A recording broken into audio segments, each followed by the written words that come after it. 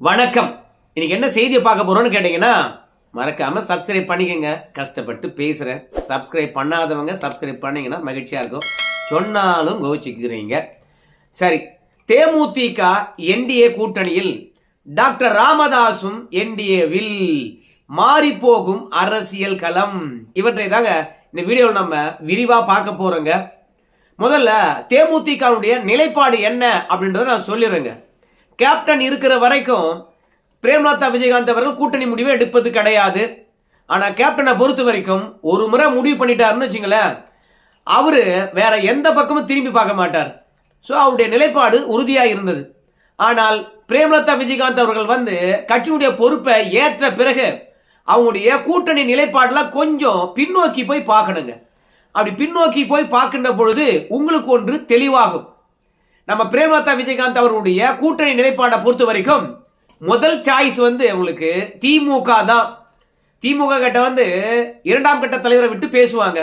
பிறகு பிரேமலதா விஜயகாந்த் அவர்களே பேசுவாங்க. ஆனால் அந்த கூட்டணியில இடமில்லை, கேட்ட தொகுதியும் தரல, கேட்ட பணமும் தரல அப்படின்னா தான் வேற கூட்டணி பற்றியே அவங்க சிந்திப்பாங்க. கடந்த நாடாளுமன்ற தேர்தலில் கூட அதை தான் அவங்க முயற்சி பண்ணாங்க. ஸோ அதனால என்டிஏ கூட்டணியை பொறுத்த வரைக்கும் தேமுதிக கிட்ட இதுவரைக்கும் அணுகவே இல்லை. அத பிரேமலதா அவர்களே பாத்தீங்கன்னா பத்திரிகையாளர் முன்பாக தெரிவிச்சாங்க. நீங்க தாங்க போடுறீங்க, என்டிஏவில் இருக்கக்கூடிய இரண்டாம் கட்ட தலைவர்கள் சுதீஷிடம் பேசிவிட்டார்கள், பிரேமலதா விஜயகாந்திடம் பேசிவிட்டார்கள், அவங்களுக்கு இவ்வளவு தொகுதிகள், அவங்க பிரதமர் மோடி வருகின்ற போது அந்த மேடையில ஏற போறாங்க அப்படின்னு சொல்றீங்க. ஆனா ஆக்சுவலா என்டிஏ கூட்டணியிலிருந்து நேரடியாகவோ மறைமுகமாகவோ யாரும் எங்களை அணுகவில்லை, இன்னும் பேச்சுவார்த்தை நடத்தவே இல்லை. அது மட்டும் இல்ல, கூட்டணி பற்றி நான் பத்திரிகையாளர்களை கூப்பிட்டு தான் முதல்ல சொல்ல போறேன். அதனால நீங்களே பாத்தீங்கன்னா ஏதாவது போட்டு குழப்பத்தை ஏற்படுத்தாதீங்க.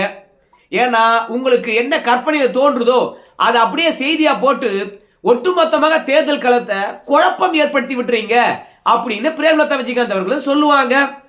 இதுல இருந்து அவங்க என்ன சொல்ல வரான்னு கேட்டீங்கன்னா, எங்க கிட்ட ஏற்கனவே சில பேர் பேசிட்டு இருக்காங்க, நீங்க போடுற செய்தினால அவங்க குழம்பிடுறாங்க, நாங்க தருகின்ற உத்தரவாதத்தை அந்த கட்சியானது ஏற்க மறுக்கிறது. அவங்க என்ன சொல்றாங்க, என்டிஏ கிட்டையும் பேசிக்கிறீங்க, எங்கிட்டையும் பேசுறீங்க, இது என்னங்க லாஜிக்கு அப்படின்னு சொல்றாங்க. அதனால பத்திரிகையாளர் பொறுத்த வரைக்கும் நீங்க எந்தவித குழப்பத்தையும் ஏற்படுத்தாதீங்க, என்கிட்ட என்டிஏல யாரும் பேசல அப்படின்னு பிரேமலதா விஜயகாந்த் அவர்கள் சொல்றாங்க. பிரேமலதா விஜயகாந்தனுடைய முதல் சாய்ஸ் மொழி அடிப்படையில் திமுகவை தான் அணுகுகின்றார்கள். இவங்களும் தெலுங்கு, திமுக இருக்கக்கூடிய தலைமையும் தெலுங்கு. சோ மொழி அடிப்படையில் அவங்களை வலுவா பற்றி கொள்ளுகின்றார்கள். பிரேமலதா விஜயகாந்த் அவர்களை பொறுத்த வரைக்கும் இந்த சட்டமன்ற தேர்தலில் திமுகவுடன் தான் இருக்கணும் அப்படின்னு கே நேரு அவர்களும் நம்முடைய சேகர் பாபு அவர்களும் விரும்புகின்றார்கள். அதனால தேமுதிகவை குறைவான தொகுதியில திமுகக்குள்ள கொண்டு வந்துடணும், கேட்கிற பணத்தை கொடுத்துடணும் அப்படின்னு திமுக முயற்சி பண்ணுது. தேமுதிகவை எப்படி சமாதானப்படுத்துறாங்கன்னு கேட்டீங்கன்னா, எங்க கிட்ட 2 தொகுதி வாங்கினாலும் அந்த 2 தொகுதி வெற்றி. அதிமுக கிட்ட நீங்க 10 தொகுதி வாங்கினாலும் அதுல நீங்க எத்தனை வெற்றி பெறுவீர்கள் என்று தெரியாது. 10 தொகுதிக்கும் செலவு பண்ணணும், 10 தொகுதிக்கும் உழைக்கணும். அதனால 2ஆ 10ஆ அப்படின்னு சொல்லிட்டு திமுக பாத்தீங்கன்னா சேகர்பாபை விட்டு பேசுது. அது மட்டும் இல்ல, இப்போது இருக்கின்ற கூட்டணி பலத்தினால நீங்க பாருங்க மீண்டும் யார் ஆட்சிக்கு வருவாங்கன்னு சொல்லிட்டு அப்படின்னு நம்ம ஸ்டாலின் ஐயா அவர்கள் நேரடியாகவே தேமுதிக கிட்ட பேசினதாகவும், அதனால தான் என்டிஏ கூட்டணியானது முழுமை பெறாமல் இருக்கிறது. அது மட்டும் இல்ல, பிரேமலதா விஜயகாந்த் அவர்கள் லேட்டஸ்டா பேட்டி அளிக்கின்ற பொழுது ஒரு விஷயத்தை ஆழமா சொல்லியிருப்பாங்க. என்னன்னு கேட்டீங்கன்னா, இது எங்க கட்சியினுடைய எதிர்காலம் பொறுத்தது. ஏன்னா கடந்த காலங்களில் பல தவறான முடிவுகள் நான் எடுத்து விட்டதாகவே நினைக்கின்றேன். இந்த கட்சிக்கு அன்னி மட்டும் நான் கிடையாது, பல லட்சம் தொண்டர்களுக்கு தாயாக இருக்கின்றேன். அவங்களுடைய எதிர்காலம் பொறுத்தது. அதனால கடந்த கால தவறுகளை இனி நான் செய்ய மாட்டேன். அதனால நான் சிந்தித்துதான் கூட்டணி முடிவை நான் எடுப்பேன் அப்படின்னு உறுதிப்படுத்தி இருக்கின்றார்கள். அதே மாதிரி அந்த கூட்டணியை முடிவெடுக்கின்ற விஷயத்துல தேமுதிக கிட்ட ஒரு பெரிய மாறுதலும் ஏற்பட்டிருக்கிறது. எப்போதும் சரி மாவட்ட செயலர் கிட்ட கருத்து கேட்பாங்க, இல்லைன்னு சொல்லல. ஆனால் இந்த முறை எல்லா மாவட்ட செயலர்களையும் அழைத்து ஒரு பெட்டி வச்சு யாருடன் போகலாம் அப்படின்னு சொல்லிட்டு வாக்கெடுப்பு நடத்தி இருக்கின்றார்கள். அந்த வாக்கெடுப்புல 6 பேர் தவிர மீது எல்லாருமே வந்து பாத்தீங்கன்னா திமுகவுக்கு போகலாம் அப்படின்னு சஜஷன் பண்ணியிருக்கிறாங்க. அந்த 6 பேர் மட்டும்தான் அதிமுகவுக்கு போகலாம் அப்படின்னு சொல்லியிருக்கிறாங்க. அந்த 6 பேரை தவிர்த்து மற்ற மாவட்ட செயலாளர் கிட்ட எதற்காக திமுக கிட்ட போகணும் அப்படின்னு சொல்றீங்க, பதில சொல்லுங்க அப்படின்னு கேட்டிருக்காங்க. அவங்க சொன்ன பதிலை பொறுத்த வரைக்கும், நாம திமுக கூட்டணிக்கு இது வரைக்கும் போனதே கிடையாது. அங்க போனா நம்முடைய வெற்றி சதவீதமானது கூடும் என்று நாங்கள் நினைக்கிறோம். ஃபர்ஸ்ட். ரெண்டாவது, எடப்பாடி கூட்டணியில நம்ம பல முறை இருந்திருக்கோம். ஆனால் நமக்கு போதிய மதிப்பு தரல, மரியாதை தரவே இல்லை. நம்முடைய உண்மையான பலத்தை அவர் புரிந்து கொள்ளவே இல்லை. அதனால மீண்டும் மீண்டும் அங்க போய் நம்ம அவமானப்பட தேவையில்லை. நமக்கு திமுக எதிரியா இருந்திருக்கலாம். ஆனால் எப்போதும் எதிரியா இருக்கணுமே என்ன? நம்முடைய கேப்டனுடைய குரு பூஜைக்கு திமுக அழைத்தால் முதலாளா வந்து நிக்கிறாங்க, எந்த எதிர்ப்பும் தெரிவிக்கல. அப்படி இருக்கும்போது திமுக தீண்டத்தகாத கட்சி போன்றே நாம் ஏன் டீல் பண்ணோம், திமுகவுக்கு போவோம் அப்படின்னு மாவட்ட தலைவர்கள் சொல்லியிருக்காங்க. அது மட்டும் இல்லாம பாமகவுக்கு தருகின்ற மதிப்பும் மரியாதையும் தேமுதிகவுக்கு எடப்பாடி பழனிசாமி தருவது இல்லை. அது இப்போது கூட பாருங்க, டாக்டர் அன்புமணி ராமதாஸ் அழைத்தாரு, தொகுதியை பேசினாரு, கூட்டணியை உறுதிப்படுத்தினாரு. அது மட்டும் இல்ல, நமக்கு மேலவை எம்பி தராம டாக்டர் அன்புமணி ராமதாஸுக்கு மேலவை எம்பி தந்தாரு. அதே மாதிரி தமாகவுடைய தலைவராக இருக்கக்கூடிய ஜி.கே. வாசனுக்கு மேலவை எம்பி கொடுத்தாங்க. ஆனா நமக்கு கொடுத்த வாக்குறுதி எடப்பாடி பழனிசாமி நிறைவேற்றவே இல்லை. மற்றவங்களை ஒரு மாதிரி பார்க்கிறாரு, நம்மள ஒரு மாதிரி பார்க்கிறாரு. அதனால் நாம என்டிஏ கூட்டணிக்கு போறது அவ்வளவு சால சிறந்ததாக இருக்காது அப்படின்னு நாங்க நினைக்கிறோம் அப்படின்னு சொல்லிட்டு மாவட்ட செயலாளர்கள் அதிமுக கூட்டணிக்கு போக வேண்டாம் என்ற முடிவை தெளிவா சொல்லி இருக்கிறாங்கோ. ஆனா இந்த மாதிரி திமுக கூட்டணிக்கு போகணும் அப்படின்னு சொன்னவங்க எல்லாம் பார்க்கும்பொழுது, ஏற்கனவே திமுகவில் இருந்து தவேகாவுக்கு வந்தவங்க, அங்க இருந்தோம்னா நம்ம இந்நேரம் எங்க போயிருப்போம் அப்படின்னு அவங்க கற்பனையில மிதக்கின்றவங்களா இருக்கிறாங்க. ஆனால் 6 பேரும் அதிமுக போலாம் அப்படின்னு சொன்னவங்க முக்கியமாக அவங்க வன்னியர்களாக இருக்கின்றார்கள். ரெண்டாவது, கேப்டனுடைய ரசிகராக இருந்து கட்சியில அப்படியே போய் மாவட்டத்திலாக மாறினவங்க. அதனால திமுக பாசமானது, திமுக அனுபவித்த அந்த அதிகாரமானது மற்ற மாவட்ட செயலாளர்களை இந்த பிரேமலதா விஜயகாந்த் அந்த பக்கம் தள்ளுறதுக்கு பாக்குறாங்க. ஆனால் பிரேமலதா விஜயகாந்தை பொறுத்த வரைக்கும் திமுக கிட்ட கெஞ்சி பார்த்துட்டாங்க, 6 சீட்டு கொடுங்க போதும் அப்படின்னு. இல்லனா முதல் 8 சீட்டு கேட்டாங்க கட்சி அங்கீகாரத்துக்காக, இல்லனா 6 சீட்டு கேட்கிறாங்க. ஆனா அவங்க 4 சீட்டு தரேன் அப்படின்னு சொல்றாங்க திமுகவுல. அது மட்டும் இல்ல, எதிர்பார்க்காத அளவுக்கு பணம் கொடுக்கறாங்க. ஆனா 4 சீட்டை வச்சுக்கிட்டு பிரேமலதா விஜயகாந்த் அவர்கள் வந்து யாருக்கு சீட்டு பிரிச்சு கொடுப்பாங்க?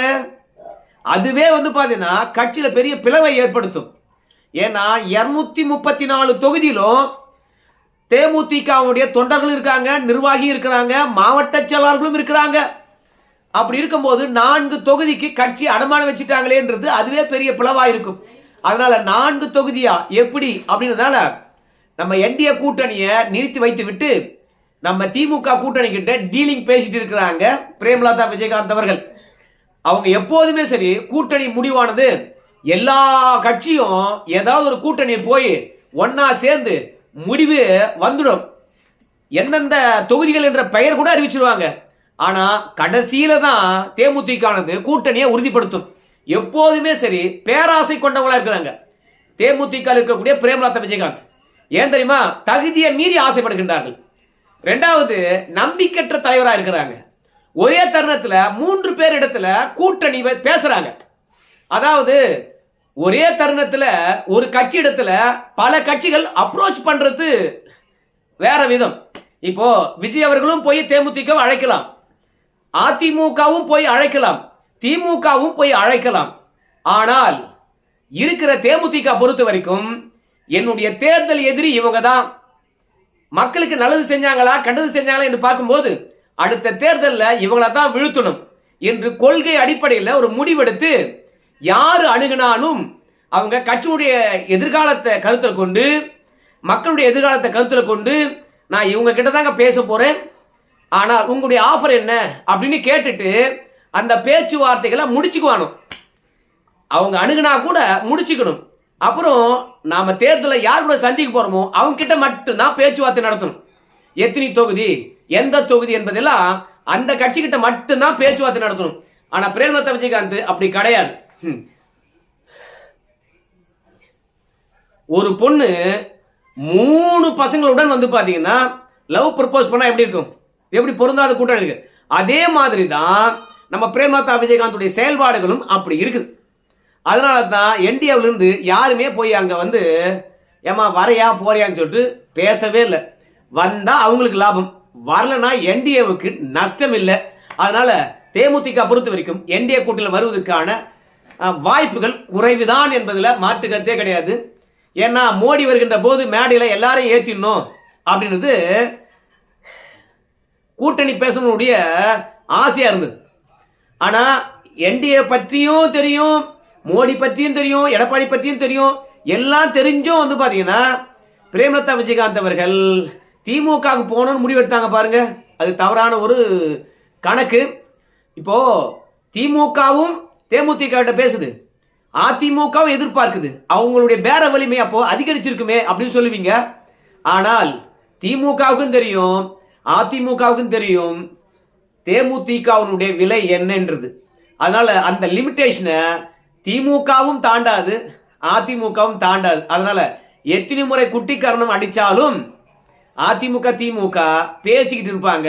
இந்த லெவலுக்கு வந்தா நானு, இந்த லெவலுக்கு வந்தா நீ, போயிட்டேருன்னு பேசிட்டு இருப்பாங்க. அதனால பிரேமலதா விஜயகாந்த் அவர்களுக்கு தான் சாணிக்கத்தனம் இருக்குது அப்படின்னு நினைச்சுக்கிட்டு 2 பேர்கிட்டையும், விஜய் கிட்ட கூட 3 பேர்கிட்டையும் கூட்டணி பேச்சுவார்த்தை நடத்துவது நம்பிக்கையற்ற தன்மையா போயிடும். இந்த தேர்தல் வேணா ஓகே, அடுத்த தேர்தல் எவனும் சீண்டவே மாட்டான். இந்த தேர்தலே சீண்டல, அப்புறம் அடுத்த தேர்தல் எப்படி சீண்டுவாங்க? சரி, தேமுதிகவை தாண்டி டாக்டர் ராமதாஸ் அவரும் திமுக தான் போறார். ஆனா திருமாவளவன் வந்து ஒரே போடு, யாரை வளர்த்தாலும் சரி எங்க கொள்கைக்கு எதிரி தான். இன்னைக்கு டாக்டர் ராமதாஸ் அவர்கள் பையனா கூட தான் சண்டை போட்டிருக்காரு. என் பையனும் அப்பனும் என்னைக்கும் ஒன்னா ஆக மாட்டாங்களா, வானா அப்படின்னு சொல்லிட்டாங்க. நம்முடைய டாக்டர் ராமதாஸை பொறுத்த வரைக்கும் திமுக கிட்ட 5 தொகுதி கொடுங்கன்னு கேட்டாங்க, 4 கொடுன்னு கேட்டாங்க, 3க்கு இப்போ ஓகே சொல்லியிருக்கிறாங்க. திமுக வந்து பாத்தீங்கன்னா எத்தனை தொகுதி தரம் என்பதை விட உங்களை உள்ள சேர்க்கலாமா சேர்க்க கூடாது என்பதை முடிவு பண்றது திருமாவளவன். அவன் கிட்ட போய் நீங்க சமாதானம் பேசிட்டு வாங்க அப்படின்னு சொல்லியிருக்கிறாங்க. ஆனால் ராமதாசனுடைய பெயர்ல ஜி.கே. மணி போனாரு, நம்முடைய திருமாவளவனுடைய காலில் போய் விழுந்தார்.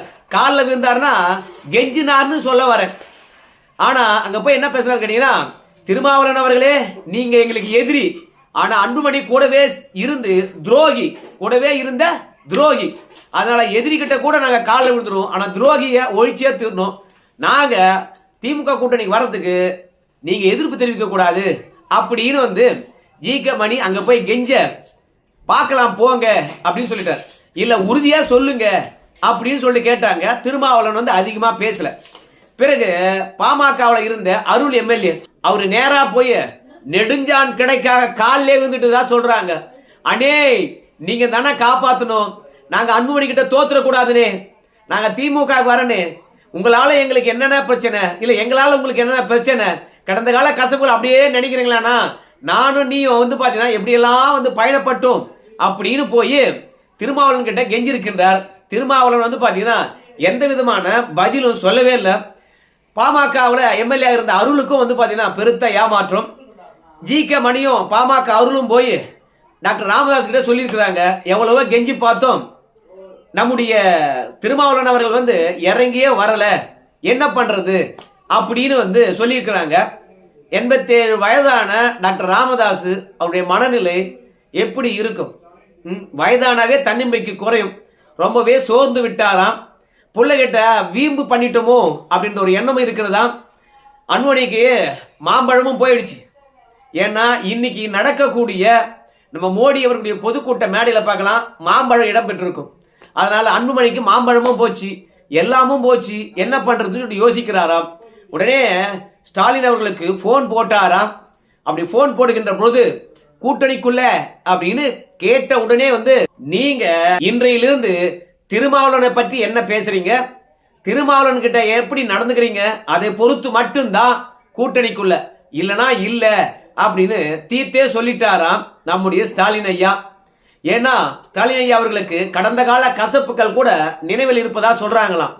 நான் போய் ஸ்டாலினை சந்திக்குவா? ஏன்னா அவங்க அப்பம் மூட்டு நாடா தமிழ்நாடு, அவங்க கிட்ட போய் நான் இடஒதுக்கீடு கேட்கவா? நான் போய் சட்டப்பேரவையில் ஸ்டாலினை 2 முறை தந்திட்டு வந்தேன். என் தகுதிக்கு அவர்கிட்ட பேசுறதா அப்படின்னு அன்னைக்கு முதலமைச்சர் என்று பார்க்காம கூட வார்த்தையை விட்டுட்டாராம். அதனால அதை முதலமைச்சர் மனசுல வச்சுக்கிட்டு அன்னைக்கு எப்படி பேசுனேன், இன்னைக்கு கதறியே சாவுடா அப்படின்னு சொல்லிவிட்டு டாக்டர் ராமதாஸ முதலமைச்சர் அவர்கள் கதற விட்டாராம். ஆனா கடைசியா நம்ம என்ன சொல்றோம் கேட்டீங்கன்னா, இவ்வளவு தூரம் எதுக்காக கஷ்டப்படணும்? நீங்க திமுகவுக்கு போனீங்கன்னா வன்னியர் ஓட்டு ஒரே ஒரு ஒத்த ஓட்டு கூட டாக்டர் ராமதாஸுக்கு விடாது. ஏன்னா அன்புமணி கிட்ட இருக்கின்ற ஓட்டா இருக்கலாம், டாக்டர் ராமதாஸ் கிட்ட இருக்கின்ற ஓட்டா இருக்கலாம், எல்லா ஓட்டும் வந்து பாத்தீங்கன்னா நம்ம திருமாவளவனுக்கு எதிரான ஓட்டுகள் தானே அன்றி திருமாவளவனுக்கு ஆதரவான ஓட்டுகள் கிடையாது. டாக்டர் ராமதாஸுக்கும் அன்புமணி ராமதாஸுக்கும் ஓபிசி சமூகமானது வட மாவட்டங்கள்ல நம்பி ஓட்டு போடுது. தென் மாவட்டங்கள்ல நான் சொல்ல மாட்டேன். கிழக்கு மாவட்டங்கள், மேற்கு மாவட்டங்கள், வடக்கு மாவட்டங்கள், இது 3 மாவட்டங்களையும் திருமாவளவனுக்கு எதிரான ஓட்டை வந்து பாத்தீங்கன்னா டாக்டர் ராமதாஸ் பெற்றிருக்கின்றார். அந்த ஓட்டுக்கள் வந்து பாத்தீங்கன்னா திமுக போனாருன்னா ஒருபோதும் ராமதாஸுக்கு விழாது. அது மட்டும் கிடையாது, 10.5% உறுதிப்படுத்தாத திமுக கிட்ட போய் சேர்ந்தாருன்னா கொள்கையே விட்டு கொடுத்துட்டே அப்படின்னு சொல்லிட்டு பாமகவில் டாக்டர் ராமதாசுடன் ஒட்டி கொண்டிருக்கின்ற நிர்வாகி கூட நம்ம ராமதாஸ் முன்ன பார்த்தா சிரிப்பான், பின்னாடி கழுத மாதிரி உதைப்பான். அதனால நம்ம ராமதாஸ கூட இருந்தே கால வரதுக்கான வாய்ப்பு இருக்குது. போய் எவங்கிட்ட காலில் விழுந்துக்கிறான் பத்தியா, அதுவும் திருமாவளவன் கிட்ட அப்படின்னு வெளிப்படையா பேச ஆரம்பிச்சிருவாங்க. இத்தனை நாளும் அரசியல் பண்ண நம்ம டாக்டர் ராமதாசனுடைய ஒட்டுமொத்த இமேஜும் கீழே விழுந்துட்டு இருக்கும். திராவிடத்தில் இருக்கிறவன் அரசியல் களத்துல மேல இருக்கிற வரைக்கும் கடவுளை திட்டுவான். ஆனா அவனுடைய செல்வாக்கு விழுந்து போச்சு வச்சுக்க, திராவிடத்தில் இருக்கும் அத்தனை பேருமே போய் கடவுள் கிட்ட விழுந்து மன்னிப்பு கேட்பாங்க. அந்த மாதிரி ஒரு சூழ்நிலை தான் இன்னைக்கு திருமாவளவனை திட்டிட்டு இருந்தவங்க திருமாவளவன் கிட்ட போய் கெஞ்சுறாங்க. ஸோ என்டிஏ கூட்டணிக்குள்ள டாக்டர் ராமதாஸ் அவர்கள் வரதுக்கான வாய்ப்பு அதிகம். அதனால பொறுத்து தான் பார்க்கணும். ஆனா தேமுதிக பொறுத்த வரைக்கும் என்டிஏ கூட்டணிக்குள்ள வரதெல்லாம் நமக்கு தெரியல. பொறுத்து பார்க்க என்ன நடக்க போகுது. நன்றி.